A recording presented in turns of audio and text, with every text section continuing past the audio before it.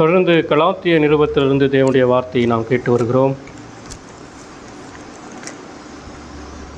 இந்த நாளிலே 3ஆம் அதிகாரம், கலாத்தியர் 3ஆம் அதிகாரம் வசனம் 15 20 வசனங்கள் வரை நாம் வாசிக்க கேட்டோம். அதிலிருந்து தேவனுடைய வார்த்தையை நாம் கேட்கப் போகிறோம்.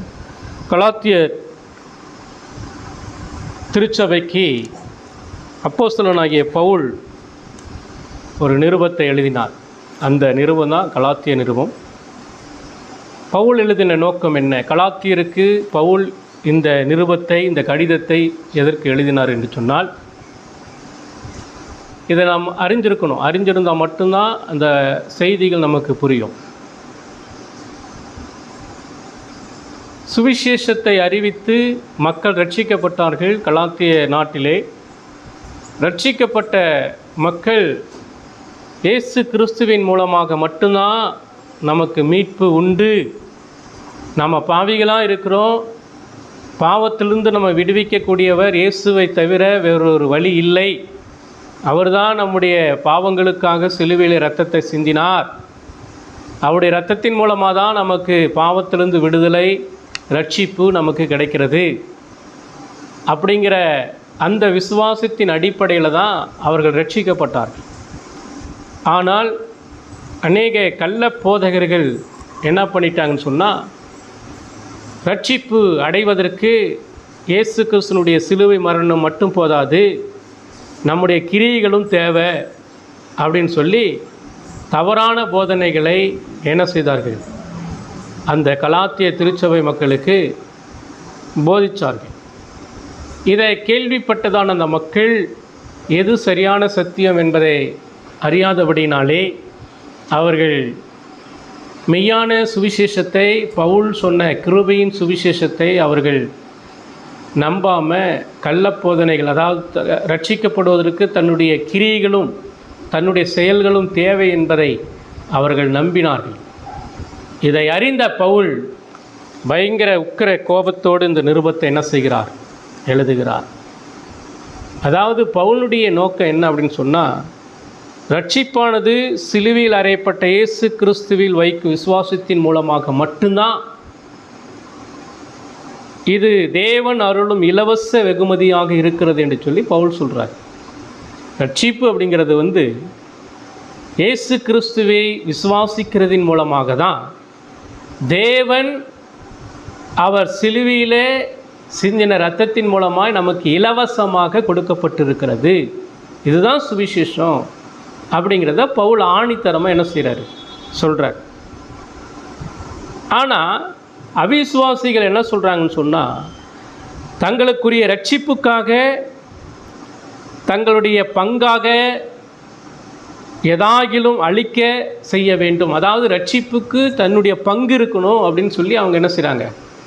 தவறாக பேசிக்கொண்டிருக்கிறார்கள். அப்படி பங்கு இருக்கணும் அப்படின்னு சொன்னால், ரட்சிக்கப்படுவதற்கு எந்த பாவிக்கும் பங்கு இல்லை. ரட்சிப்பிலே எந்த ஒரு பாவிக்கும் பங்கு இல்லை.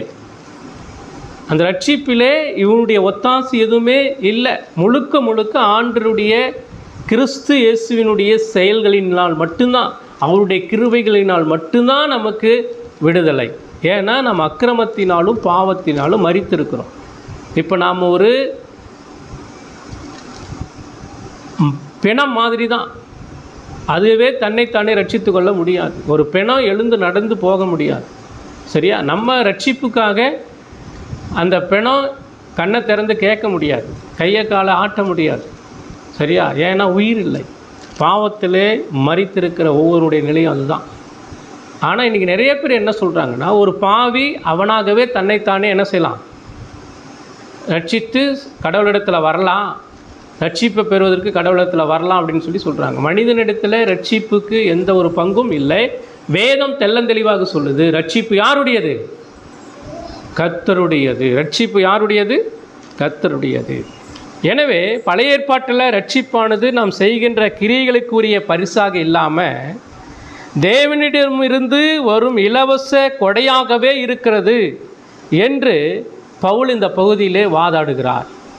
சரியா?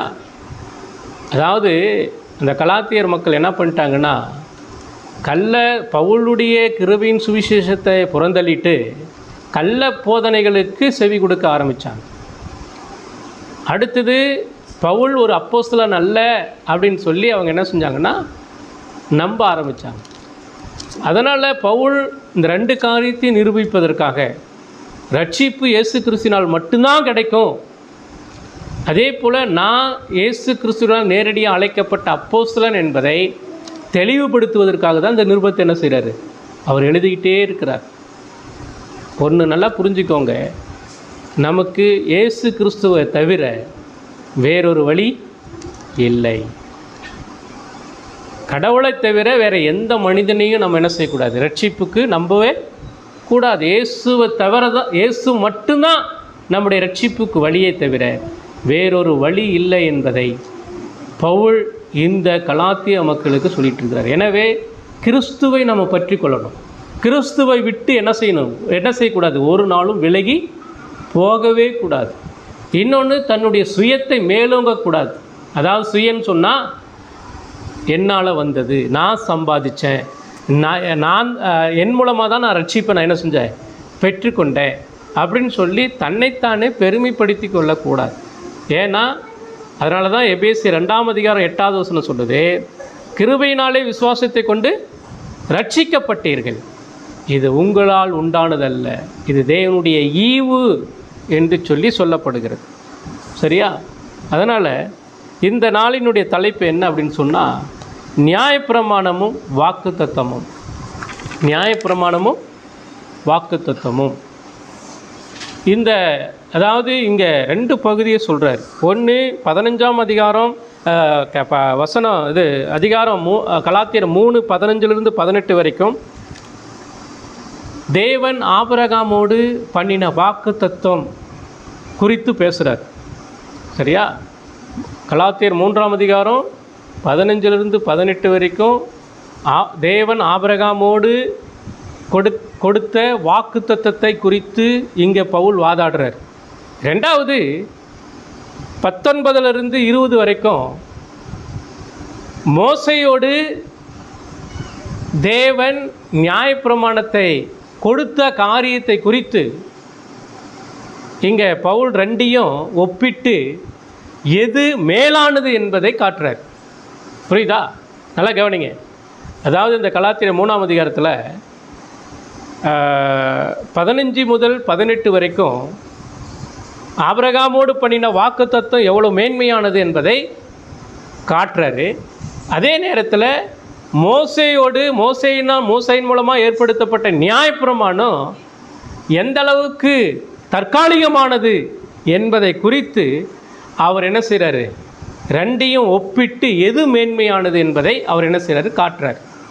இப்போ இந்த மக்கள், கலாத்தியர் மக்கள் என்ன பண்ணுறாங்கன்னா, தேவன் ஆபிரகாமுக்கு கொடுத்த வாக்குத்தத்தத்தை விட்டு மோசேக்கு ஆண்டவர் ஏற்படுத்தின நியாயப்பிரமாணத்தை பற்றி கொண்டார்கள். இது தவறு என்பதை இங்கே என்ன செய்கிறார்னா விலைக்கு காட்டுகிறார். எனவே இதன் அடிப்படையில் இன்றைக்கி நம்ம 3 பகுதிகளாக இந்த வேதத்தை, இந்த வேத வசனங்களை பிரித்து நம்ம என்ன செய்ய போகிறோம், ஆராய போகிறோம். சரிங்களா? தலைப்பு என்னங்க? தலைப்பு என்ன?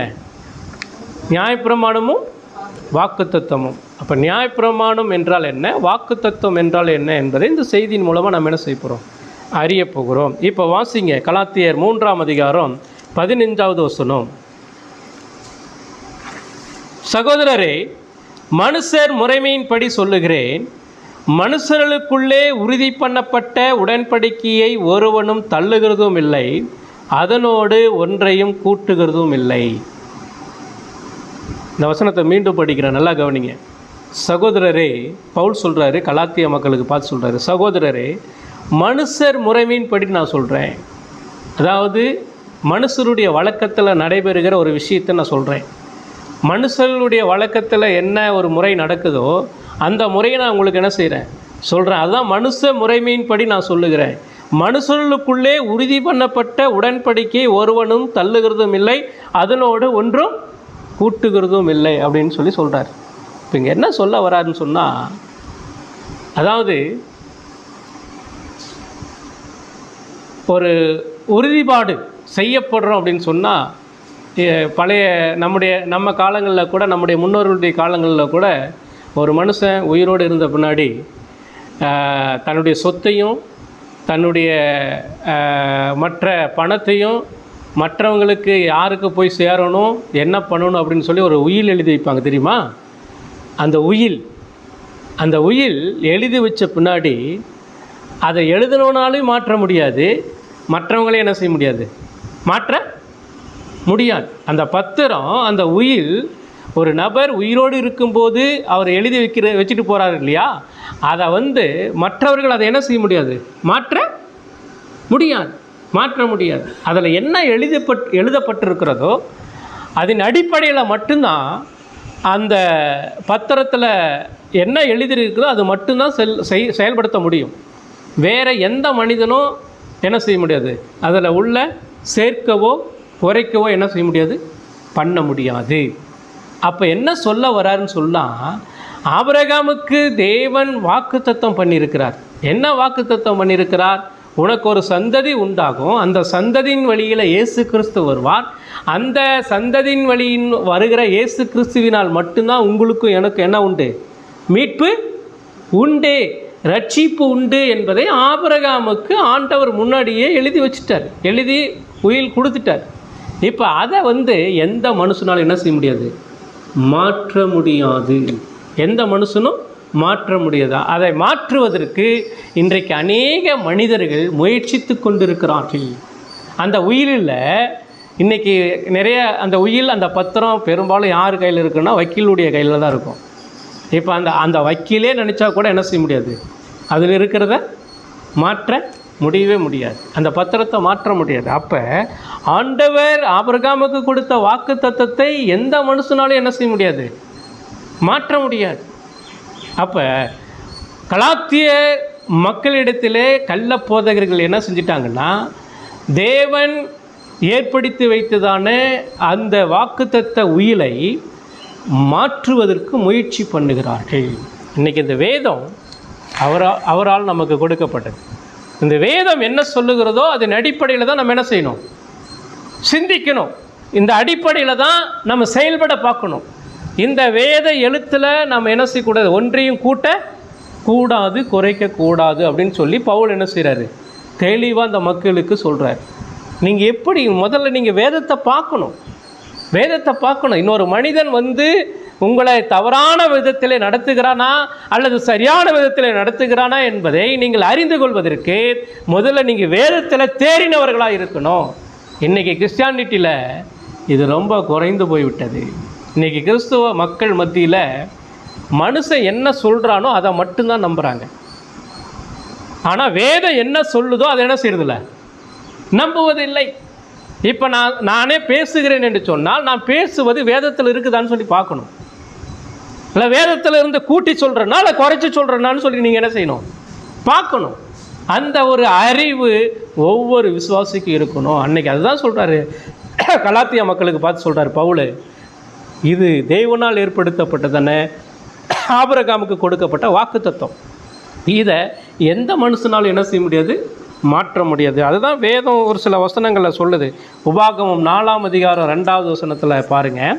உபாகமம் 4ஆம் அதிகாரம் 2வது வசனம், நான் உங்களுக்கு கற்பிக்கும் உங்கள் தேவனாகிய கர்த்தரின் கட்டளைகளை நீங்கள் கைக்கொள்ளும்படி நான் உங்களுக்கு கற்பிக்கிற வசனத்தோடு நீங்கள் ஒன்றும் கூட்டவும் வேண்டாம், குறைக்கவும் வேண்டாம். கூட்டவும் கூடாது, குறைக்கவும் கூடாது. இது யாருடைய வார்த்தை? கர்த்தருடைய வார்த்தை. கர்த்தர் ஏற்படுத்தப்பட்டதான அந்த உடன்படிக்கையின் வாக்குத்தத்தத்தை எந்த மனிதனாலும் என்ன செய்ய முடியாது, கூட்டவும் கூடாது, குறைக்கவும் கூடாது. எதற்காக கொடுக்கப்பட்டிருக்கிறதோ அந்த நோக்கத்திற்காக மட்டும்தான் செயல்படுத்தணும். சரியா? 12ஆம் அதிகாரம் உபாகமம் 12:37. உபாகமம் 12:37 32. நான் உனக்கு விதிக்கிற யாவையும் செய்யும்படி கவனமாக இரு. முதல்ல அதாவது நான் கொடுக்கப்பட்டதான வாக்கு தத்தங்கள், நான் கொடுக்கப்பட்டதான கட்டளைகள், நான் கொடுக்கப்பட்டதான வேத வாக்கியங்கள், இது எல்லாமே நீ யாவும் செய்யும்படி நீ முதல்ல என்ன செய், கவனமாயிரு.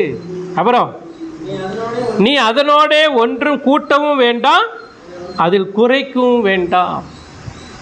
இப்போ வேதம் தெளிவாக நமக்கு என்ன செய்யுது சொல்லுது. நீதிமொழிகள் 30:6 படிங்க. நீதிமொழிகள் 30:6.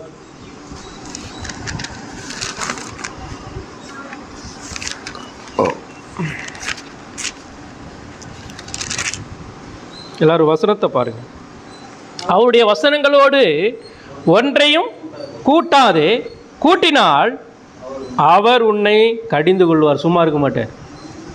சரியா? வேத வசனத்தை அவர் கொடுக்கிற வார்த்தை. அதனால தான் அவர் 1ஆம் அதிகாரத்திலே சொல்லிட்டார், கலாத்தியர் 1ஆம் அதிகாரத்திலே சொல்லிட்டார், வேறொரு சுவிசேஷம் இல்லை. வேறொரு சுவிசேஷத்தை சொல்வானானால் அவன் எப்படிப்பட்டவன்? சபிக்கப்பட்டவன், தண்டனைக்குரியவன், அது மோசமான ஒரு நிலையை அடைகிறவன் அப்படின்னு சொல்லி அர்த்தம். அப்போ கூட்டுகிறவனை பார்த்து இது தேவன் கொடுக்கப்படுதான வாக்கு தத்துவம். சரியா? தேவன் கொடுத்த வேதம், தேவன் கொடுத்த உடன்படிக்கை. இதை எந்த மனுஷனால மாற்ற முடியும்? அப்போ மாற்றினால் அவர் சும்மா விட்டுருவாரா? சும்மா விட்டுருவார்? அவர் எழுதி வைத்தவர், அவர் வேதத்தை எழுதி கொடுத்தவர் அவர். சரியா? இதை எந்த மனுஷனும் மாற்றவே முடியாது. மாற்றினால் ஆண்டவர் என்ன செய்ய மாட்டார்? சும்மா விடமாட்டார். அப்போ அதனால தான் இவர் நீதிமொழிகளில் 30:6 சொல்கிறார், அவருடைய வசனங்களோடு ஒன்றையும் கூட்டாதே, கூட்டினால் அவர் உன்னை என்ன செய்வார்? கடிந்து கொள்ளுவார், கடிந்து கொள்ளுவார். நீ பொய்யனாவாய், நீ ஒரு நாள் பொய்யனாவாய். சரியா? எனவே நம்ம யோசித்து பாருங்க, நமக்கு கொடுக்கப்படுகிற வேத வாக்கியம், நமக்கு கொடுக்கப்படுகிற வேத வசனம், கட்டளை, வாக்கு தத்துவம், இதை தேவன் கொடுத்தது. எந்த மனுஷனும் அதில் ஒரு எழுத்தாகிலும் என்ன செய்ய முடியாது? கூட்டவும் முடியாது, குறைக்கவும் முடியாது. எரேமியா 26ஆம் அதிகாரம் 2வது வசனம் பாருங்கள். எரேமியா 26:2. நீ கர்த்தருடைய ஆலயத்தில் பிரகாரத்தில் நின்று கொண்டு கர்த்தருடைய ஆலயத்திலே பணிய வருகிற யூதருடைய பட்டணங்களின் குடிகளில் அனைவரோடும் சொல்லும்படி நான் உனக்கு கற்பித்த எல்லா வார்த்தைகளையும் அவளுக்கு சொல்லு, ஒரு வார்த்தையும் குறைத்து போடாதே என்று கர்த்தர் சொல்லுகிறார். இப்போ இந்த வேதத்தில் நமக்கு கொடுக்கப்பட்டு இருக்கிற வார்த்தை, இதன் படி தான் நான் என்ன செய்யணும்? சொல்லணும். இதன் படி தான் உங்களுக்கு போதிக்கணும். இதில் நான் கூட்டவோ குறைக்கவோ எனக்கு எந்த அதிகாரமும் கிடையாது. அப்படி நான் கூட்டினேன் அப்படின்னு சொன்னால், அதில் குறைச்சேன் அப்படின்னு சொன்னால், நான் தேவனை விட பெரிய ஆள் என்பதை நான் என்ன செய்வேன்? காட்டிக்கொள்வேன். ஆனால் இன்றைக்கி நிறைய பேர், இன்றைக்கி நிறைய கள்ள போதகர்கள், இன்றைக்கி நிறைய இந்த வேதத்தை விசுவாசியாமல், இது கர்த்தருடைய வார்த்தை என்பதை நம்பாமல், அவர்கள் என்ன செய்கிறார்கள்னா தன்னுடைய சுய கற்பனைகளையும் கட்டுக்கதைகளையும் வேதத்துக்குள்ளே புகுத்தி போதிக்கிறார்கள். இது எவ்வளோ பெரிய பாவம் என்பதை அவர்கள் அறியாமல் இருக்கிறார்கள். ஆனால் இது கர்த்தருடைய வார்த்தை. அப்படி செய்யும்போது ஆண்டவர் சும்மா இருக்க மாட்டார். அதனால தான் வெளிப்படுத்தின விசேஷத்தில் தெளிவாக சொல்கிறார். கடைசி அதிகாரம் பாருங்கள், வெளிப்படுத்தின விசேஷம் கடைசி அதிகாரம் 22வது அதிகாரத்தில் அவர் எல்லாத்தையும் முடிச்சுட்டு அவர் சொல்கிறார், இதுக்கு முன்னாடி சொன்ன வசனங்கள் எல்லாமே பைபிளில் இருக்குது. கடைசியாக அவர் சொல்லுகிற காரியம் என்னன்னு சொன்னால் 18லேருந்து பாருங்களேன். இந்த புஸ்தகத்தில் உள்ள தீர்க்க தரிசன வசனங்களை கேட்கிற யாவருக்கும் நான் சாட்சியாக எச்சரிக்கிறதாவது, ஒருவன் இவைகளோடு எதையாகிலும் கூட்டினால் இந்த புஸ்தகத்தில் எழுதியிருக்கிற வாதைகளை தேவன் அவன் மேல் கூட்டின. என்ன தண்டனை? வாதைகள். வாதைகள்னு என்னது? நோய். என்ன வாதைகள்? என்ன நோய்? எல்லா நோயும் வரும், தப்பவே முடியாது. இதெல்லாம் கூட்டினா நான் வியாதியை கூட்டுவேன் அப்படின்றார். அடுத்து 19வது வசனம் பாருங்க. ஒருவன் இந்த தீர்க்க தரிசன புஸ்தகத்தின் வசனங்களிலிருந்து எதையாகிலும் எடுத்து போட்டால் ஜீவ புஸ்தகத்திலிருந்தும் பரிசுத்த நகரத்திலிருந்தும் இந்த புஸ்தகத்தில் எழுதப்பட்டவைகளிலிருந்தும் அவனுடைய பங்கை தேவன் எடுத்து போடுவார். அவ்வளோ பெரிய காரியம் பாருங்க. இதை இன்னைக்கு நிறைய போதகர்கள் படிக்கிறாங்க, நிறைய ஊழியக்காரர்கள் படிக்கிறாங்க. ஆனாலும் படித்தாலும் அவங்களுக்கு பயம் இல்லை. ஏன்னு சொன்னால் சுய அதிகாரம், சுய எண்ணம். சரியா? நான் தான் பெரிய ஆள், என்கிட்ட நிறைய பணம் இருக்குது, எனக்கு இந்த வேதம் தேவையில்லை, எனக்கு இருக்கிற பணம் போதும். சரியா? இன்றைக்கி நிறைய நடிப்பு, மாயம் பண்ணுகிற மாய்மாலக்காரர்கள் இன்றைக்கி நிறைய என்ன செஞ்சுட்டாங்க, பெருகிவிட்டார்கள். இந்த உலகத்தினுடைய ஆசாபாசங்களுக்காக, இந்த உலகத்தினுடைய பதவிக்காக, இந்த உலகத்தினுடைய எல்லா விதமான சந்தோஷங்களுக்காக அவர்கள் என்ன செய்கிறார்கள், வேதத்தை புறந்தள்ளிவிட்டு தன்னுடைய சொந்த கருத்தை அவர்கள் என்ன செய்கிறார்கள், நம்பி செயல்பட்டு கொண்டிருக்கிறார்கள். எனவே தான் பவுல் சொல்கிறாரு, இதை நீங்கள் நம்பாதீங்க. அவர்கள் வேதத்தில் அவங்களுடைய சொந்த கருத்தை கூட்டி கொண்டிருக்கிறார்கள். தேவன் உயில் எழுதி வைத்து விட்டார்.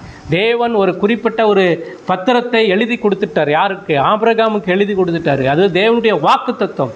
அந்த வாக்கு தத்துவத்தில் உன்னுடைய சொந்த கருத்தை என்ன செய்யக்கூடாது, புகுத்தக்கூடாது என்பதை பவுல் கலாத்தியருக்கு எழுதி கொடுத்தார். சரியா?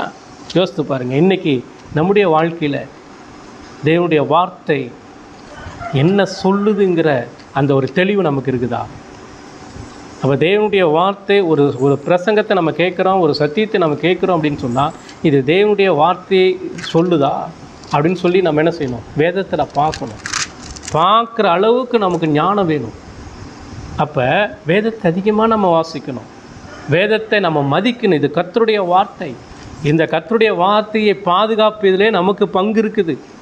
இந்த கர்த்தருடைய வார்த்தை நம்ம விசுவாசிக்கிற சத்தியத்தில், நம்ம நம்புகிற உபதேசத்தில், நம்ம எந்த டாக்டரின் அடிப்படையில் இருக்கிறோமோ, எந்த கொள்கை கோட்பாட்டுக்குள்ளாக இருக்கிறோமோ, 1689 விசுவாச அறிக்கை அதை நாம் விசுவாசிக்கிறோம்.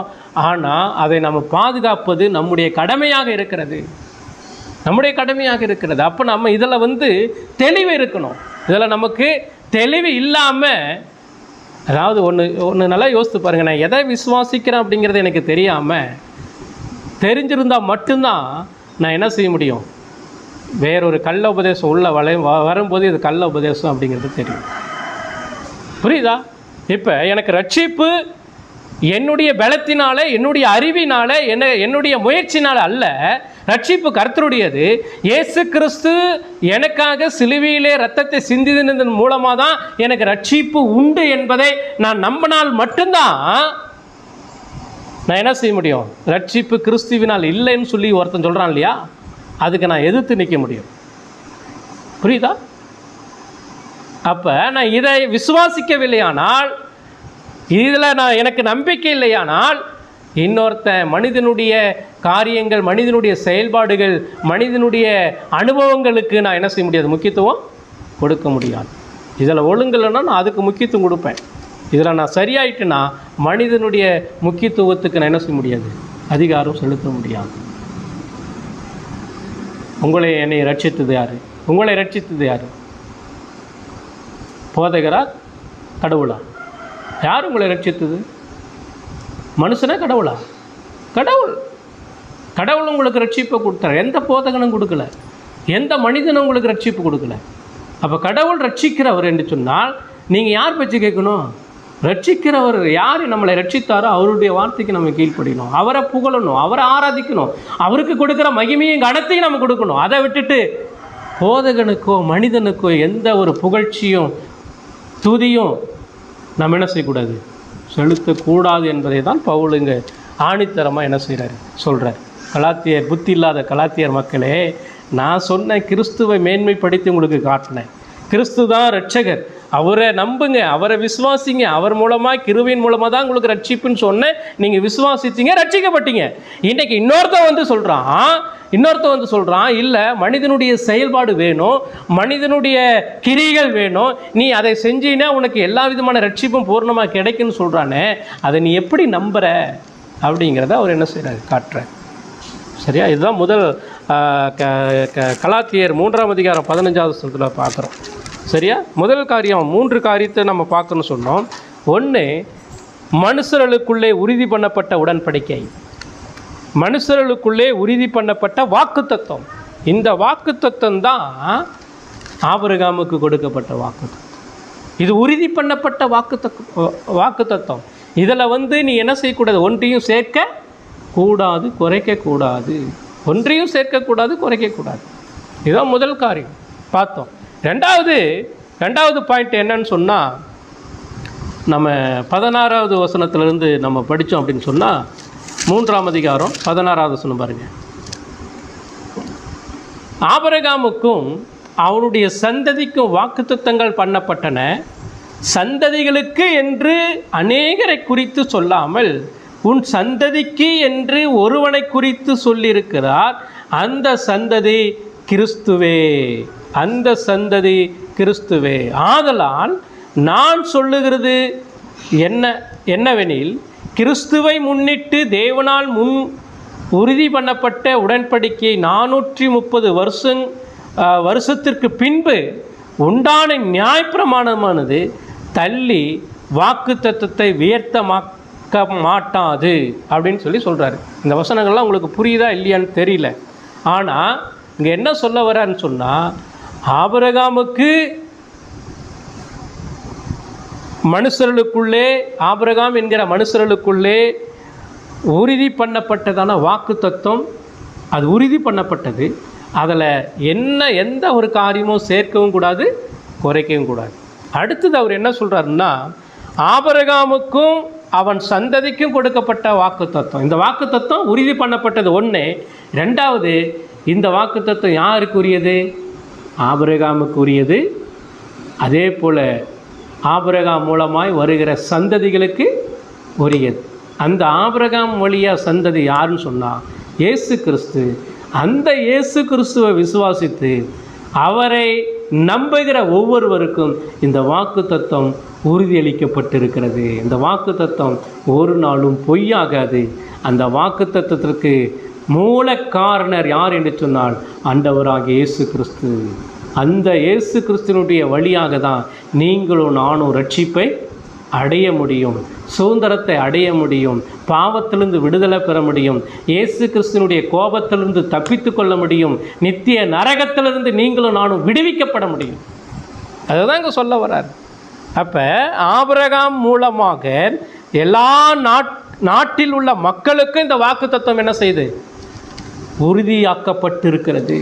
உறுதியாக்கப்பட்டிருக்கிறது. முதல்ல பார்த்தோம், இது மனுஷர்களுக்குள்ளே உறுதி பண்ணப்பட்ட வாக்கு தத்துவம்.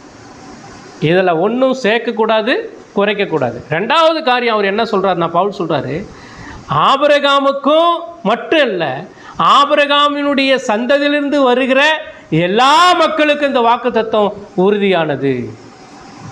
உறுதியானது. அதனால தான் அங்கே 16வது வசனத்தில் அவர் சொல்கிறார், கலாத்தியர் 3:14, ஆபிரகாமுக்கும் அவனுடைய சந்ததிக்கும் வாக்கு தத்தங்கள் பண்ணப்பட்டன.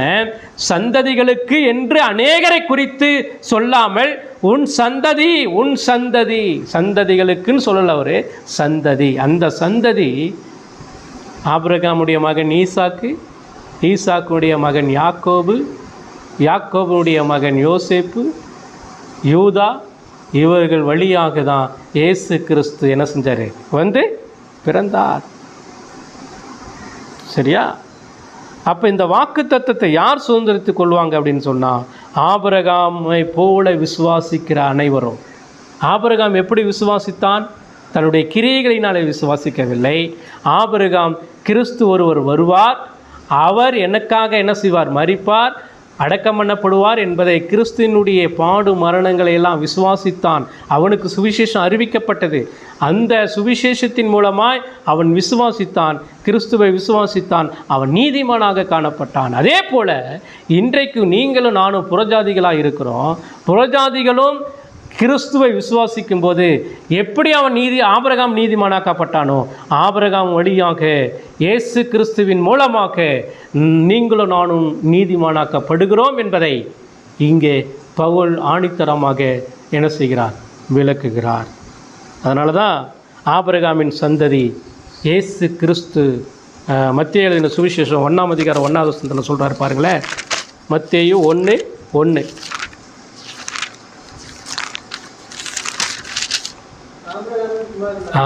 எடுத்த உடனே அவர் புதிய ஏற்பாட்டில் முதல் வார்த்தையை சொல்கிறார் பாருங்க. புதிய ஏற்பாட்டில் முதல் வார்த்தை யார் பேர் வருது?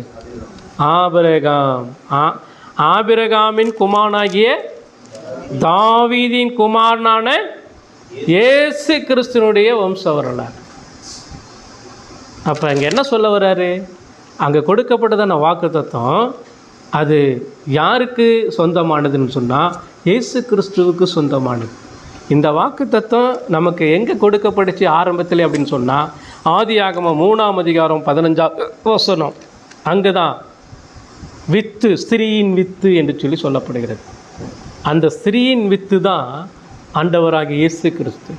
அந்த இயேசு கிறிஸ்து தான் ஆபிரகாமுக்கு கொடுக்கப்பட்ட வாக்குத்தத்தத்தின் அடிப்படையில் அந்த சந்ததி என்ன செஞ்சிச்சு, இந்த உலகத்தில் வந்து கடந்த 2000 வருஷங்களுக்கு முன்பு இயேசு என்கிற கடவுள் மனிதனாக இந்த உலகத்தில் அவதரித்தார்.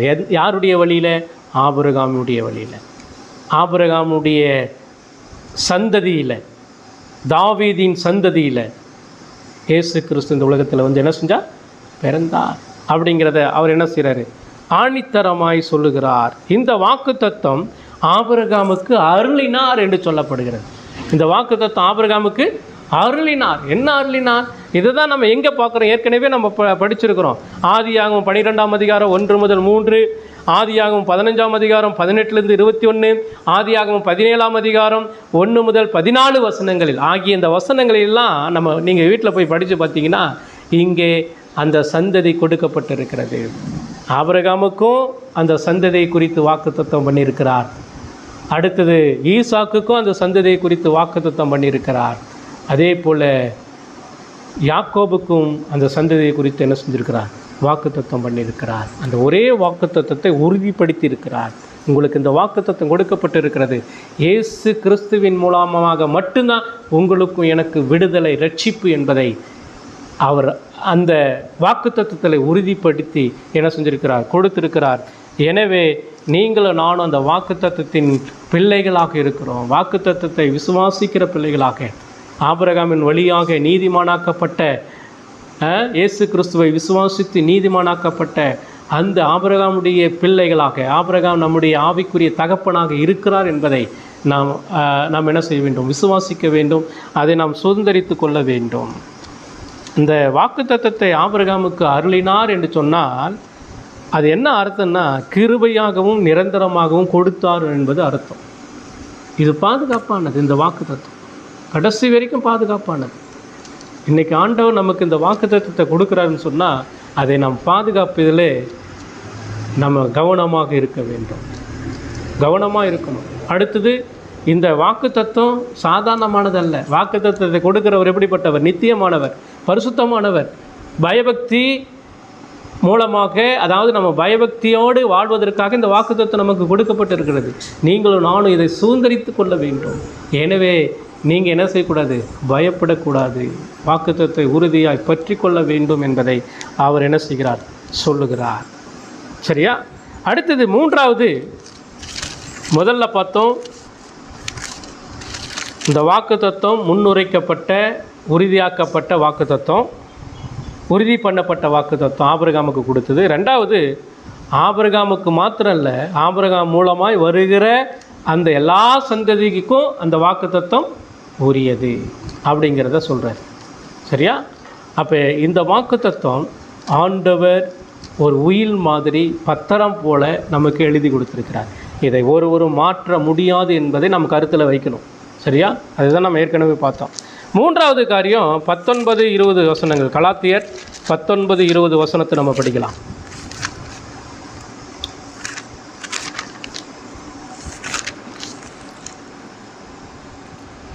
அப்படியானால் நியாயப்பிரமாணத்தின் நோக்கம் என்ன?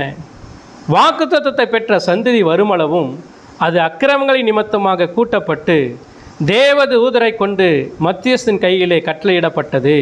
மத்தியஸ்தன் ஒருவனுக்குரியவன் அல்ல, தேவனோ ஒருவர் அப்படின்னு சொல்லப்படுது. இப்போ நல்லா கவனிங்க. வாக்குத்தத்தம் ஆபிரகாம் மூலமாக கொடுக்கப்பட்டது. நல்லா கவனிங்க. வாக்குத்தத்தம் ஆபிரகாம் மூலமாக கொடுக்கப்பட்டது. அது தேவனே என்ன செஞ்சுருக்கிறாரு? கொடுத்துருக்கிறார். என்ன வாக்குத்தத்தம்? வாக்குத்தத்தம்னா என்ன வாக்குத்தத்தம்?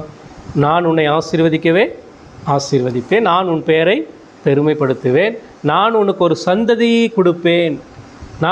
இதுதான் முக்கியம். நான் உனக்கு ஒரு சந்ததியை கொடுப்பேன். அந்த சந்ததி தான் இயேசு கிறிஸ்து. அந்த சந்ததியின் வழியில் தான் இயேசு கிறிஸ்து பிறப்பார். அந்த இயேசு கிறிஸ்து தான் உனக்காக எனக்காக சிலுவையில் ரத்தத்தை சிந்தி பாவத்திலிருந்து மீட்பை கொடுப்பா. இதுதான் வாக்குத்தத்தம். இந்த வாக்குத்தத்தம் ஆபிரகாம் மூலமாக, ஈசாக்கின் மூலமாக, யாக்கோபின் மூலமாக, தாவீதின் மூலமாக இயேசு கிறிஸ்து இந்த உலகத்தில் வந்து பிறந்து உனக்காக எனக்காக மரித்து அடக்கம் பண்ணப்பட்டு 3ஆம் நாள் உயிரோடு எழுந்து பரலோகத்துக்கு போயிட்டார். அந்த வாக்குத்தத்தம் நிறைவேறிச்சா இல்லையா? நிறைவேறியது.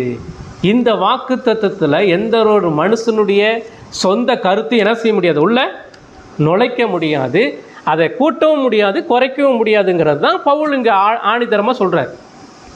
இதை நீங்களும் நானும் விசுவாசிக்கணும். இதுதான் வாக்குத்தத்தம். அடுத்தது நியாயப்பிரமாணம் அப்படிங்கிறது வந்து அது எப்போ கொடுக்கப்பட்டதுன்னு சொன்னால் மோசேயினுடைய நாட்களில் கொடுக்கப்பட்டது. மோசேயினுடைய நாட்களில் கொடுக்கப்பட்டது. இப்போ மோசேக்கும் ஆபிரகாமுக்கு எத்தனை வருஷம் டிஃப்ரெண்ட்டு அப்படின்னு பார்த்தீங்க அப்படின்னு சொன்னால் கிட்டத்தட்ட 630 வருஷம். 630 வருஷம் டிஃப்ரெண்ட். அதாவது நியாயப்பிரமாணம் எப்போ கொடுக்கப்பட்டதுன்னு சொன்னால், அதாவது மோசேக்கு முன்னாடியே 630 வருஷங்களுக்கு முன்னாடியே வாழ்ந்த ஆபிரகாமுக்கு வாக்குத்தத்தம் கொடுக்கப்பட்டது. அந்த ஆபிரகாமுக்கு கொடுக்கப்பட்ட வாக்குத்தத்தத்து முன்னாடியே கொடுக்கப்பட்ட அந்த வாக்குத்தத்தத்தை நம்ம என்ன செய்யணும், நம்பணும். அதுக்கு பின்னாடி தான் இந்த நியாயப்பிரமாணம் கொடுக்கப்பட்டது. இப்போ இந்த நியாயப்பிரமாணத்தினுடைய நோக்கம் என்ன அப்படிங்கிறது தான் பவுல் மீண்டும் மீண்டும் என்ன செய்கிறாரு, சொல்கிறாரு. இவங்க என்ன சொல்கிறாங்கன்னா, நல்லா கவனிங்க, நியாயப்பிரமாணத்தினால தான், நியாயப்பிரமாணத்தை கை கொள்வதன் மூலமாக நமக்கு ரட்சிப்பு உண்டு அப்படின்னு சொல்கிறாங்க. வாக்குத்தத்தம் என்பது, நல்லா கவனிங்க, வாக்குத்தத்தம் தேவன் நான் அதை செய்வேன் என்று சொல்வது வாக்குத்தத்தம். நான் செய்வேன் அப்படிங்கிறது என்னது, வாக்குத்தத்தம். நியாயப்பிரமாணம் என்பது நீ செய் அப்படின்னு சொல்வது நியாயப்பிரமாணம். இப்போ புரியுதா உங்களுக்கு? நீ தலைப்பு என்ன? நியாயப்பிரமாணமும் வாக்குத்தத்தமும். இப்போ இந்த கலாத்தியர் மக்கள் என்ன செய்கிறாங்கன்னா, நியாயப்பிரமாணத்தை உறுதிப்படுத்திட்டு வாக்குத்தத்தத்தை என்ன செய்கிறாங்க, விட்டுடுறாங்க. அதனால தான் அவர் சொல்கிறார், எது வாக்குத்தத்தம் எது நியாயப்பிரமாணம் என்பதை இந்த பகுதியிலிருந்து தெளிவுபடுத்துகிறார். அப்போ நியாயப்பிரமாணம் அப்படிங்கிறது வந்து நீ செய் அப்படிங்கிறது கடவுள் கொடுக்குற அந்த காரியம், கட்டளை. எத்தனை நியாயப்பிரமாணம் இருக்குது? நியாயப்பிரமாணம்னா எந்த புஸ்தகத்தில் இருக்குது? ஆதியாகமத்திலிருந்து உபாகமம் வரைக்கும் 5 புஸ்தகத்திலும் நியாயப்பிரமாணம் கொடுக்கப்படும். எத்தனை கட்டளைகள்? 613 கட்டளைகள் இருக்குது. சரியா? அந்த 613 கட்டளைகளையும் நம்ம என்ன செய்யணும், நிறைவேற்றணும். இதில் செய்யக்கூடியவை செய்யக்கூடாதவை என்று சொல்லி ஆண்டவர் பிரித்து கொடுத்துருக்கிறார். அந்த நியாயப்பிரமாணம், நல்லா கவனிங்க, நியாயப்பிரமாணம் கொடுக்கப்பட்டதனுடைய நோக்கம் என்னன்னு சொன்னால், இது தற்காலிகமாக நமக்கு கொடுக்கப்பட்டது. நியாயப்பிரமாணம் எதுக்கு கொடுக்கப்பட்டது? தற்காலிகமாக கொடுக்கப்பட்டது. இப்போ இந்த தற்காலிகமாக எது வரைக்கும்? கிறிஸ்து இந்த உலகத்தில் வந்து பிறக்கும் வரைக்கும். இப்போ இந்த 613 கட்டளையை யார் நிறைவேற்ற முடியும்? ஒரு பாவியினால் என்ன செய்ய முடியாது, நிறைவேற்ற முடியாது. ஏன் நிறைவேற்ற முடியாது? ஒரு பாவினால் அவன் பாவத்தில் செத்து போயிருக்கிறான், பாவத்தில் மரித்து இருக்கிறான். அவன் நீதிமான் ஒருவனாகிலும் இல்லை, கடவுளை தேடுகிறவன் ஒருவனாகிலும் இல்லை. எல்லாரும் பாவம் செய்து தேவ மகிமையற்றவர்களானார்கள் என்று சொல்லி வேதம் சொல்லுது. அப்போ எல்லாரும் பாவம் செய்தபடினால ஒரு பாவி கடவுளுடைய நியாயப்பிரமாணத்தை அவன் என்ன செய்ய முடியாது, கடைபிடிக்க முடியாது. யார் வந்து கடைபிடிச்சா? இயேசு கிறிஸ்து தான் வந்து கடைபிடிச்சார். அவர் நமக்கு சார்பாக, நமக்கு பதிலாக அவர் 613 கட்டளையும் அவர் என்ன செஞ்சார், கடைபிடிச்சார். அதனால தான் இப்போ அவர் கடைபிடிச்சிட்டாரு. இப்போ அவர் வந்து அந்த கட்டளை நிறைவேற்றிட்டார். அப்போ இப்போ நல்லா கவனிக்கணும், அவர் கொடுத்த வாக்கு, இந்த நியாயப்பிரமாணம் வேணுமா, அதை நிறைவேற்றின இயேசு கிறிஸ்து வேணுமா? புரியுதா இல்லையா உங்களுக்கு? அவர் கொடுத்த நியாயப்பிரமாணம் வேணுமா, அதை நிறைவேற்றின இயேசு கிறிஸ்து வேணுமா? அதை நிறைவேற்றின இயேசு கிறிஸ்து தான் வேணும். ஏன்னா அவர் நமக்காக நிறைவேற்றவில்லையானால் உங்களுக்கு எனக்கு மீட்பு கிடையாது, உங்களுக்கு எனக்கு ரட்சிப்பு கிடையாது. அப்போ அவர் நிறைவேற்றியது நிமித்தமாய், அவர் நமக்காக பலி செலுத்தியது நிமித்தமாய். இப்போ பழைய ஏற்பாட்டில் என்ன செய்வாங்கன்னா, ஒவ்வொரு நாளும் தேவாலயத்துக்கு போகும்போது ஒவ்வொரு பலியை கொண்டு போய், இப்போ ஏதாவது பலி கொண்டு வந்துக்கிறீங்களா? இல்லை. ஏன் கொண்டு வரல? இயேசு கிறிஸ்து எனக்காக என்ன செஞ்சார்? பலியானார், ஒரே பலியானார். எனவே இனி நான் பலி என்ன செய்ய தேவையில்லை, கொண்டு வர வேண்டிய அவசியம் இல்லை. அதனால் நான் என்ன செய்யணும்? கடவுளை ஆராதனை என்கிற பலியை நான் செலுத்தி அவரை நான் என்ன செய்யணும்? ஆராதிக்க வேண்டும். புரியுதா? அப்போ நியாயப்பிரமாணம் கொடுக்கப்பட்டதனுடைய நோக்கம் என்ன அப்படின்னு சொன்னால், அவர் சொல்கிறார் பாருங்கள், கலாத்தியர் 3ஆம் அதிகாரம் 19. அப்படியானால் நியாயப்பிரமாணத்தின் நோக்கம் என்ன? வாக்குத்தத்தத்தை பெற்ற சந்ததி வருமளவும். சரிங்களா? இப்போ என்ன சொல்கிறாரு? வாக்குத்தத்தத்தை பெற்ற சந்ததி. இங்கே இது எங்கே எங்கே எங்கே போகணும் நமக்கு ஞாபகம்லாம்? வாக்குத்தத்தம் யார் கொடுக்கப்பட்டது? ஆபிரகாமுக்கு. ஆபிரகாமுக்கு கொடுக்கப்பட்ட அந்த வாக்குத்தத்தத்தில் எதை பற்றி சொல்கிறாரு? சந்ததியை பற்றி சொல்கிறாரு. அந்த சந்ததி யார்? இயேசு கிறிஸ்து. அவர் தான் எனக்காக உனக்காக சிலுவையில் என்ன செய்வார்? மரிப்பார், அடக்கம் பண்ணப்படுவார். அவருடைய இரத்தத்தினால தான் உங்களுக்கு எனக்கும் மீட்பு உண்டு. அப்போ அந்த சந்ததி பெருமளவும், அந்த அந்த அவர் என்ன சொல்கிறாரு? அந்த சந்ததி வருமளவும் அது அக்கிரமத்தின் நிமித்தமாக கூட்டப்பட்டு தேவ தூதரை கொண்டு மத்தியஸ்தின் கையிலே கட்டளையிடப்பட்டது. சரியா? அந்த மத்தியஸ்தன் யார் என்று சொன்னால் ஒருவனுக்குரியவர் அல்ல, தேவனே ஒருவர். அந்த மத்தியஸ்தர் ஆண்டவராகிய இயேசு கிறிஸ்து. சரியா? அப்போ அவர் தான் என்ன செஞ்சாருன்னு சொன்னால், அந்த நியாயப்பிரமாணத்தை கடைபிடித்து அவர் நமக்கு நிறைவேற்றி நமக்கு என்ன செஞ்சுருக்கிறாரு? மீட்பை கொடுத்துருக்கிறார். எனவே நியாயப்பிரமாணம் நமக்கு என்ன செய்துன்னு சொன்னால், எதுக்காக கொடுக்கப்படுது? தற்காலிகமாக கொடுக்கப்பட்டது. இப்போ உதாரணத்துக்கு சொல்ல போனால் நீங்கள் புரிஞ்சுக்குவீங்கன்னு நினைக்கிறேன். எல்லாருமே ஸ்கூலில் படிச்சிருக்கிறீங்க. இப்போ ஸ்கூலில் இங்கிலீஷ் பீரியடு வருது. இங்கிலீஷ் பீரியடில் அவர் டீச்சர் வரல. அதனால் தமிழ் வாத்தியார் என்ன இந்த பீரியடை நீங்கள் பார்த்துக்காங்கன்னு சொல்லி என்ன செஞ்சார்? விட்டுட்டு போயிட்டார். கொடுக்கப்பட்டுச்சு எச்எம் மூலமாக. இப்போ அந்த பீரியடு பார்த்துக்கான்னு சொல்லி சொல்லப்பட்டாச்சு, அவ்வளோதான். ஆனால் என்ன செய்ய முடியாது? அதிகாரம் செலுத்த முடியாது. இப்போ அடுத்தது இடையில் அந்த இவர் வந்துட்டார்னா, யார்? இங்கிலீஷ் டீச்சர் வந்துட்டார்னா நீ என்ன பண்ணணும்? வெளியே வந்துடணும். வெளியே வந்துடணும். இல்லை நான் வரமாட்டேன், இது எனக்கு கொடுக்கப்படுது, நான் கண்டிப்பாக என்ன செய்வேன் அப்படின்னா யார் தப்புது? புரியுதா? ஆனால் அந்த கள்ளப்போதர்கள் அப்படி தான் பண்ணிகிட்ருக்குறாங்க. இதை அவங்க புரிஞ்சிக்கிறதே கிடையாது. ஏன்னா உறுதி பண்ணப்பட்ட வாக்குத்தத்தம் அது. இப்போ தற்காலிகமாக கொடுக்கப்பட்டு இருக்கிறது என்னது? நியாயப்பிரமாணம். சரியா? அதனால் அது தற்காலிகமாக, எப்போ இயேசு கிறிஸ்து வர மட்டும்தான்.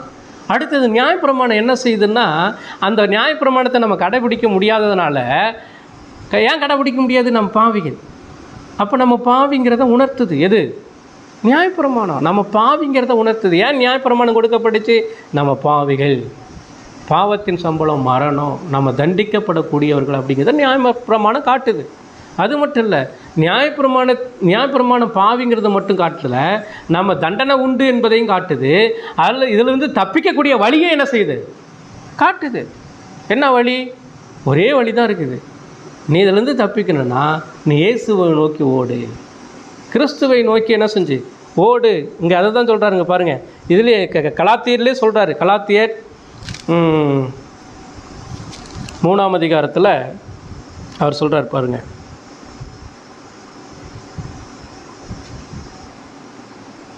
இருபத்தி 4 பாருங்கள். இவ்விதமாக நாம் விசுவாசத்தினாலே நீதிமான்களாக்கப்படுவதற்கு நியாயப்பிரமாணம், வசனம் 24 கவனிங்களே.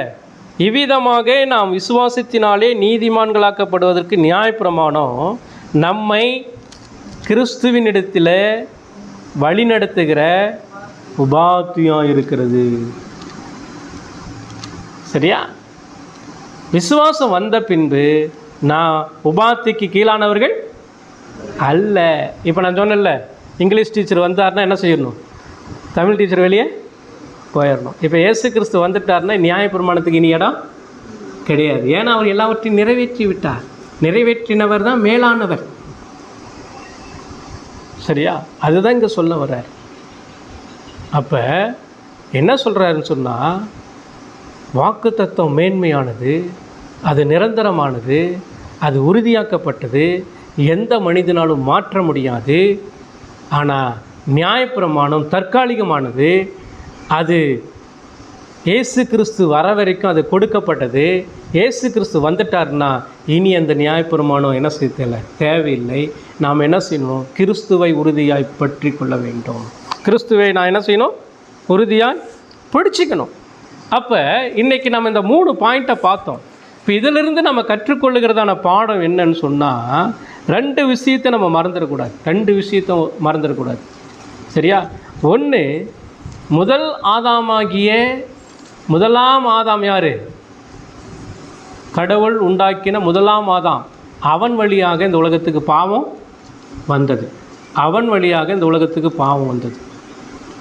அந்த பாவம் நம்மை ஆண்டு கொண்டது. இப்போ நம்ம சாபத்துக்கும் நித்திய நரகத்துக்கும் ஏதுவாக இருந்தோம். அதுதான் ரோமர் 5ஆம் அதிகாரம் 12வது வசனம் பாருங்கள். ரோமர் 5ஆம் அதிகாரம் 12வது வசனம். இப்படியாக ஒரே மனுஷனாலே பாவமும் பாவத்தினாலே மரணமும் உலகத்திலே பிரவேசித்தது போலவும் எல்லா மனுஷரும் பாவம் செய்தபடியால் மரணம் எல்லாருக்குள்ளவும் வந்தது போலவும் இதுவும் ஆயிற்று. அப்போ முதலாம் ஆதாமாகிய அந்த ஆதாம் வழியாக தான் அவன் பாவம் செஞ்சான். அவன் வழியாக நம்ம பிறந்ததுனால நம்மளும் என்ன செஞ்சிட்டோம்? பாவிகளாக இருக்கிறோம். தேவன் மோசே கொடுத்த நியாயப்பிரமாணத்தை நாம் என்ன செய்ய முடியாது? கடைபிடிக்க முடியாது. மோசேக்கு கொடுத்த நியாயப்பிரமாணத்தை நாம் கடைபிடிக்க முடியாது. ஆகவே நாம் எப்படிப்பட்டவங்களாக இருக்கிறோம்? பாவிகளாக இருக்கிறோம்.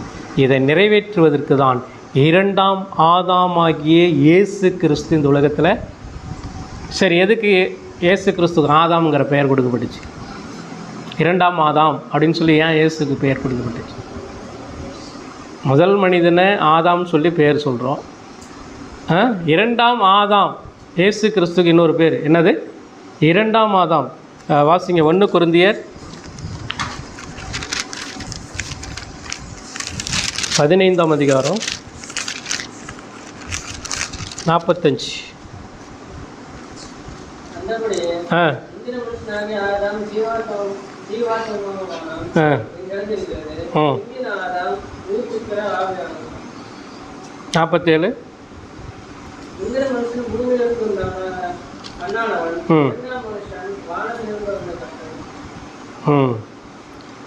அப்போ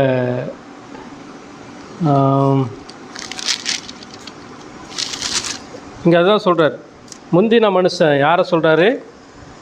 முந்தின மனுஷனை ஆதாமை சொல்கிறாரு. 2வது மனுஷர் யாருன்னா இயேசு கிறிஸ்துவை சொல்கிறாரு. இப்போ முந்தின மனுஷன் பாவத்தில் இருந்ததுனால அவன் வழியாக பிறந்த நம்ம எல்லாம் பாவிகளாயிட்டோம். சரியா? 2வது ஆதாம்ங்கிற அந்த வார்த்தை நல்லா கவனிங்க. முதல் ஆதாமை ஆண்டவர் முதல்ல மண் எடுத்து என்ன செஞ்சார்? உருவம் பண்ணி அவருடைய காற்றை என்ன செஞ்சார்? ஓதுனார். இப்போ அதாவது முதல் ஆதாமை எப்படி தேவன் உருவாக்கினாரோ அதே போல் 2ஆம் ஆதாமாகிய இயேசு கிறிஸ்துவையே என்ன செஞ்சார்? இப்போ முதல் ஆதாமுடைய அம்மா யார்? முதல் ஆதாமுக்கு அம்மா யார்? அப்பா யார்? தேவன். முதல் ஆதாமுக்கு யார் அப்பா அம்மா? தேவன். 2ஆம் ஆதாமுக்கு யார் அப்பா அம்மா? தேவன். சரியா? 2ஆம் ஆதாமுக்கு யார்? இயேசு கிறிஸ்துவுக்கு யார் அப்பா அம்மா? பிதா. அவர் தான் எல்லாமே. இப்போ அவர் என்ன பண்ணாருன்னா, இந்த உலகத்தில் வரும்போது ஒரு ஸ்திரீ தேவைப்பட்டா. மனிதனுக்கு தாயானவள் அவள். மனித இயேசுவுக்கு அவர் தாயானவள். ஆனால் இயேசுவுக்கு சொந்த தாய் கிடையாது. இதை நம்ம புரிஞ்சுக்கணும். அப்போ 2ஆம் ஆதாமாகிய இயேசு கிறிஸ்து தேவனால் அனுப்பப்பட்ட தேவகுமாரனாக இருக்கிறபடினாலே அவர் என்ன செய்தார்?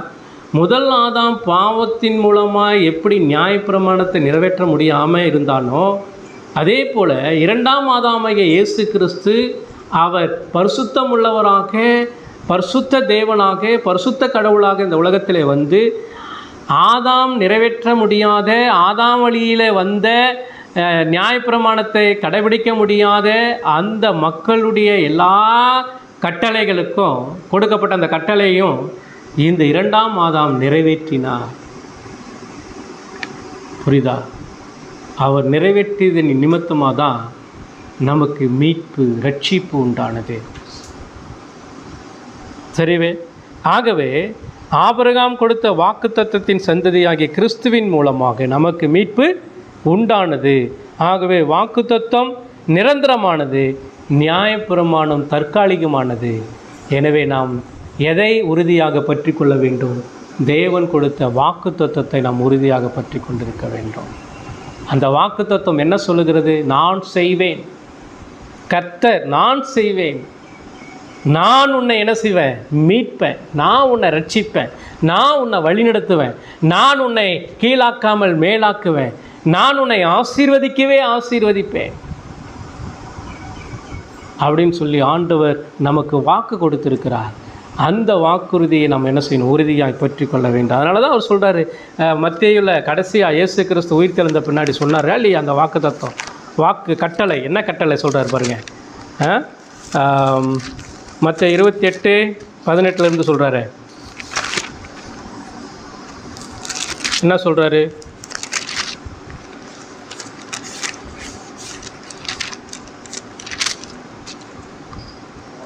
அப்பொழுது இயேசு சமீபத்தில் வந்து அவர்களை நோக்கி, வானத்திலும் பூமியிலும் சகல அதிகாரம் எனக்கு கொடுக்கப்பட்டிருக்கிறது.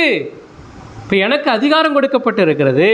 ஆகையால் நீங்கள் புறப்பட்டு போய் சகல ஜாதிகளையும் சீசராக்கி பிதா குமாரன் பரிசுத்த ஆவி நாமத்தினாலே அவளுக்கு ஞானஸ்தானம் கொடுங்கள்.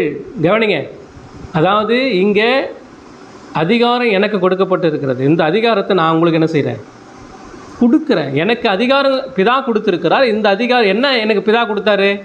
நீ போப்பா, நான் தெரிந்து கொள்ளப்பட்ட மக்களுக்காக நீ என்ன செய்யணும்? சிலுவையில் அரைஞ்சு மறிக்கணும், உயிர் தெழணும். அந்த அதை கொடுத்தார். அவர் நிறைவேற்றினார் இல்லையா? இப்போ அவர் என்ன பண்ணார்னா, அவரை விசுவாசித்து ரட்சிப்பை பெற்ற ஒவ்வொரு விசுவாசிக்கும் இந்த கட்டளை என்ன செய்கிறார்? அவர் கொடுக்குறார். இப்போ அவர் கட்டளை கொடுக்கும்போது எப்படி கொடுக்குறாரு? நீங்கள் புறப்பட்டு போய் சகல ஜாதிகளையும் சீசராக்கி பிதா குமாரன் பரிசுத்த ஆவி நாமத்தினாலே அவர்களுக்கு ஞானஸ்தானம் கொடுத்து, நான் உங்களுக்கு உபதேச யாவையும் அவர்கள் கை கொள்ளும்படி அவர்களுக்கு என்ன செய்யுங்க? உபதேசம் பண்ணுங்கள். கடைசியாக சொல்கிறாரு, இதோ இதுதான் முக்கியம், இதோ உலகத்தின் முடிவு பரிந்தும் சகல நாட்களிலும் நான் உங்களுடனே கூட இருக்கிறேன். இதுதான் வாக்குத்தத்தம். அவருடைய வாக்குத்தத்தத்திற்கு உள்ளாக தான் நீங்களும் நானும் செயல்பட முடியும். அவர் நம்மோடு கூட இருந்தால் மட்டும்தான் நான் போக முடியும், சீசராக்க முடியும், ஞானஸ்தானம் கொடுக்க முடியும், அவளுக்கு உபதேசம் பண்ண முடியும். அவர் வாக்குத்தத்தத்தை, அவருக்கு கொடுத்த அந்த வாக்குத்தத்தத்துக்குள்ளே நான் இருக்கணும். அவர் என்னோடு கூட இருந்தால் மட்டும்தான் இதை நான் செயல்பட முடியும். புரியுதா இல்லையா? இன்றைக்கி ஆண்டவர் இந்த நியாயப்பிரமாணத்தை கட்டளைகளை இன்றைக்கும் நமக்கு என்ன செஞ்சுருக்கிறோன்னா கொடுத்துருக்கிறார். அந்த கட்டளைகளை நாம் வந்து கிறிஸ்துவுக்குள் இருந்து நாம் என்ன செய்ய முடியும்? அதை நிறைவேற்ற முடியும். ஆகவே இன்றைக்கி இயேசு கிறிஸ்துவை உறுதியாக நாம் பற்றி கொள்ள வேண்டும். இயேசு கிறிஸ்து இல்லைன்னு சொன்னால் நமக்கு மீட்பு கிடையாது. இயேசு கிறிஸ்துவின் மூலமாக கிருபையினாலே அவர் நம்மை அவருடைய சிலுவை மரணத்தின் மூலமாய் நம்முடைய எந்த ஒரு எதிர்பார்ப்பும் இல்லாமல், ரட்சிப்பில் நமக்கு எந்த ஒரு பங்கும் இல்லாமல் எல்லா காரியத்தையும் அவர் நமக்காக சிலுவையிலே நிறைவேற்றி முடித்தார். எனவே நீங்களும் நானும் விசுவாசிக்கும்படி அவர் விசுவாசத்தை கொடுத்திருக்கிறார். ஆண்டவர் உலகத் தோற்றத்துக்கு முன்பாக அவர் நம்மை தெரிந்தெடுத்திருக்கிறார். தெரிந்தெடுக்கப்பட்ட மக்களுக்காக அவருடைய குமாரனாகிய இயேசுவை அனுப்பியிருக்கிறார். அவர் மரித்திருக்கிறார், உயிர் தெழுந்திருக்கிறார், நம்மை மீட்டிருக்கிறார், ரட்சித்திருக்கிறார். எனவே ரட்சிப்பில் உங்களுக்கும் எனக்கும் பங்கு கிடையாது. முழுக்க முழுக்க அவருடைய இரக்கமே, அவருடைய கிருபையே. எனவே இதை நீங்களும் நானும் விசுவாசிக்க வேண்டும். இதை நீங்களும் நானும் பின்பற்ற வேண்டும். நீங்களும் நானும் போய் கிறிஸ்துவுக்குள்ளாக நாம் இருக்கிறோம். யாருக்குள்ளே இருக்கிறோம்? கிறிஸ்துவுக்கு உள்ளாக இருக்கிறோம். கிறிஸ்துவுக்கு உள்ளாக இருக்கிறோம். அவருடைய கட்டளை, அவருடைய வாக்குத்தத்தம் நமக்குள்ளாக இருக்கிறது. எனவே அதை உறுதியாய் பற்றி கொள்ள வேண்டும். நான் உங்களோடு கூட இருக்கிறேன் சொல்கிறாரா இல்லையா? சதா காலங்களில் நான் உங்களோடு இருக்கிறேன். நீங்கள் புறப்பட்டு போங்க. நான் உங்களோடு இருக்கிறதுனால நீங்கள் புறப்பட்டு போங்க. நான் உங்களோடு இருக்கிறதுனால சீசராக்குங்க. நான் உங்களோடு இருக்கிறதுனால ஞானஸ்தானம் கொடுங்க. நான் உங்களோடு இருக்கிறதுனால உபதேசம் பண்ணுங்க. ஆனால் நான் உங்களோடு கூட என்ன செய்கிறேன்? இருக்கிறேன். நான் உங்களோடு இருக்கிறதுனால தான் நீங்கள் செயல்பட முடியும். நான் இல்லைனா உங்களால் செயல்பட முடியாது. நான் உங்களுக்குள்ள இல்லைனா இயேசு கிறிஸ்து சொல்லுகிறார், நாம் இயேசு கிறிஸ்துக்குள்ளே இல்லாமல் நான் போக முடியாது. இயேசு கிறிஸ்துக்குள்ளே இல்லாமல் சுவிசேஷத்தை அறிவிக்க முடியாது. இயேசு கிறிஸ்துக்குள்ளே இல்லாமல் நான் ஞானஸ்தானம் கொடுக்க முடியாது. உபதேசம் என்ன செய்ய முடியாது? பண்ண முடியாது. இயேசு கிறிஸ்துக்குள்ளாக இருந்து நான் என்ன செய்யணும்? செயல்படணும். ஒருவன் கிறிஸ்துக்குள் இருந்தால் அவன் புது சிருஷ்டியாக இருக்கிறான். பழையவைகள் எல்லாம் ஒழிந்து போயின, எல்லாம் புதிதாயின. கிறிஸ்துக்குள் இருந்தால் தான் இதெல்லாம் நடக்கும். கிறிஸ்துவுக்குள்ள ஒருத்தர் இருந்தா அப்படின்னு சொன்னால் என்ன ஆயிரும்? பழையவைகள்லாம் போயிடும். இதெல்லாம் பழையவைகள் எல்லா பாவமும், எல்லா சடங்குகளும், சரியா, எல்லா அக்கிரமங்களும், பொய் காரியங்களும், இது எல்லாமே சகல பாவங்களும் என்ன செஞ்சிடும்? உங்களை விட்டு போய் எல்லாம் புதிதாயின, எல்லாம் புதிதாயின. நான் மறுரூபமாக்கப்பட்ட ஒரு புதிய மனுஷன், மறுபிறப்பு அடைந்த ஒரு புதிய மனுஷன். நான் கிறிஸ்துவுக்குள் இருக்கிறதுனால எனக்கு பிரியமானவர்களே, இன்றைக்கி நியாயப்பிரமாணத்தை நம்பி இருக்கிறவங்க, சுய காரியத்தை நம்பி இருக்கிறவங்க கிறிஸ்துவுக்கு வெளியே இருக்கிறார்கள். இன்றைக்கி வாக்குத்தத்தத்தை நம்பி இருக்கிறவங்க கிறிஸ்துவுக்கு உள்ளே இருக்கிறார்கள். நீங்கள் எப்படி இருக்கிறீங்க? நீங்கள் கிறிஸ்துவுக்கு வெளியே இருக்கிறீங்களா? கிறிஸ்துவுக்கு உள்ளே இருக்கிறீங்களா? கிறிஸ்துவுக்கு உள்ளே இருப்பீங்கன்னா நீங்கள் தேவன் கொடுக்கப்பட்டதான வாக்குத்தத்தத்திற்குள்ளாக, அது உறுதியாக்கப்பட்ட வாக்குத்தத்தத்திற்குள்ளாக, கிறிஸ்துவுக்குள்ளாக நீங்கள் நானும் இருக்கிறோம். அந்த வாக்குத்தத்தத்துக்குள்ளே தான் கிறிஸ்து இருக்கிறார். அவர் தான் அந்த உலகத்துக்கு வந்தார். அவரை குறித்து தான் அந்த வேதம், முழு வேதமும் நமக்கு என்ன செய்து சொல்லப்படுகிறது. எனவே நம்முடைய கிரியைகளை சார்ந்து, நம்முடைய காரியங்களை சார்ந்து நம்ம வாழாமல் எல்லாமே கிறிஸ்துவுக்குள்ளே இருந்து தன்னை தாழ்த்தி, ஆண்டவரே நான் உம்முடையவன், நான் உமக்குள்ளே இருக்கிறேன், நீர் என்னை நடத்தும் என்று சொல்லி ஒப்பு கொடுப்போம். எதுக்கும் நம்ம பயப்பட வேண்டிய அவசியம் இல்லை, கலங்க வேண்டிய அவசியம் இல்லை. ஏன்னா சதா காலங்களிலும் ஆண்டவராகிய இயேசு கிறிஸ்து நம்மோடு கூட இருக்கிறார். எனவே நீங்களும் நானும் வாக்குத்தத்தத்தின் பிள்ளைகளாக கிறிஸ்துவுக்குள்ளே இருந்து அவருடைய வருகை வரைக்கும் அவருக்காக வைராக்கியமாய் நாம் ஜீவிப்போம். கர்த்தர் இந்த வார்த்தைகளை நமக்கு ஆசீர்வதிப்பாராக.